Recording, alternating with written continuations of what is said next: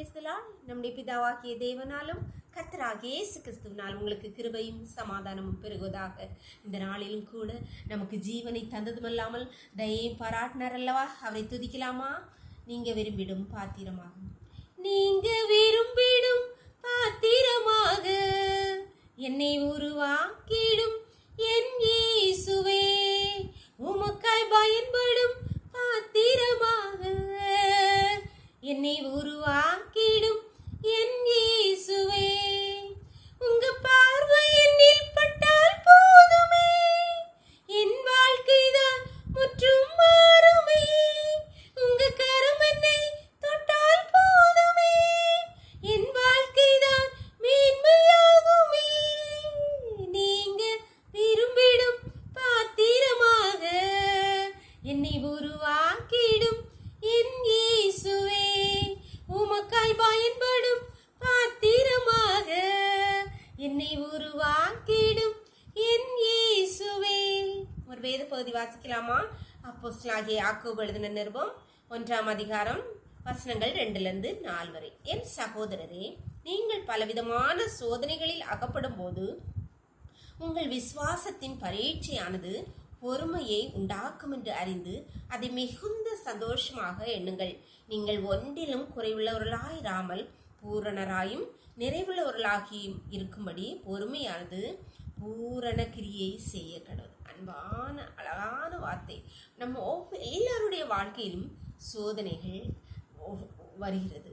அது நம்மை புடமிட்டு நம்மை உருவாக்க அழகான கனமுள்ள பாத்திரமாய் உருவாக்குவதற்காக கர்த்தர், நாம் கர்த்தருடைய கரத்தில் மண், அவருடைய கரத்தில் நம்மை அழகான பாத்திரம், அதை பிசைந்து அதை அழகாக வனைந்து உருவாக்குகிறார்.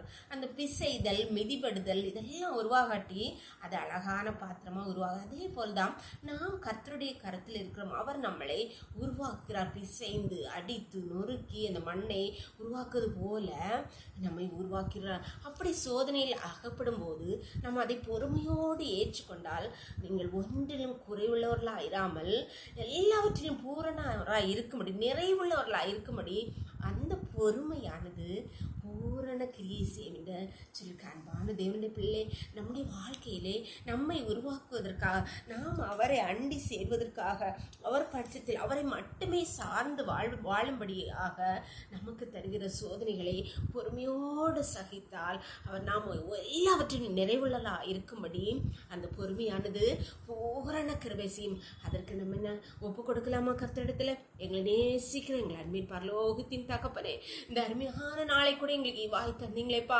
நாளின் காலை முதல் இம்மட்டுமா என்னுடைய தயவுள்ள கரம் கிருபை எங்களோடு கூட இருந்ததே அப்பா. நன்றி அப்பா.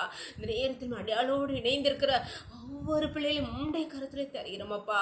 எங்களை எல்லாருடைய வாழ்க்கையிலும் அப்பா எங்களை உருவாக்கும்படியாய் நீ தந்திருக்கிற ஒவ்வொரு பிரச்சனைகளையும் அண்டொரு சோதனைகளையும் நாங்கள் மேற்கொண்டு பொறுமையா அதை ஏற்றுக்கொள்ள எங்கள் ஒவ்வொருக்கும் உம்முடைய கிருபையை தந்துருங்க தகப்பனே.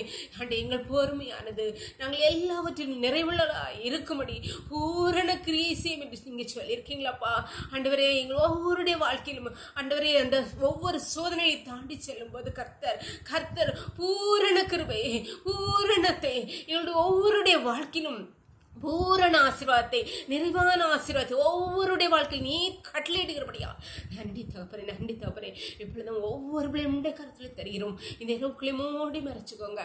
சகல துதி கனமும் வல்லமையும் பலன் ஞானமும் எங்கள் தேவாதி தேவன் ஒருவருக்கே செலுத்துகிறோம். இயேசுவின் மூல ஜெபங்கள் நல்ல தந்தே. ஆமென். God bless you. கர்த்தர் உங்களை ஆசீர்வதிப்பாராக. ஆமென்.